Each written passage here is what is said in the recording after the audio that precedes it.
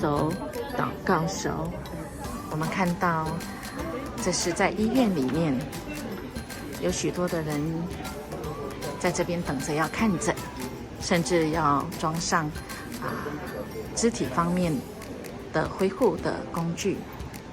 我们觉得，如果我们不是身体那么完全，我们就没有什么价值吗？不，神说我们的价值是来自于神。一个人不管如何，都是神看为是宝贵的。我们在身边的人有坐轮椅的，确实能够做很好的事情。因为牧师有许多小麻痹的朋友，他确实能够来服侍人。因为圣经上他记得耶稣说：“我来不是要被人服侍，乃是要服侍人。”这句话很受用。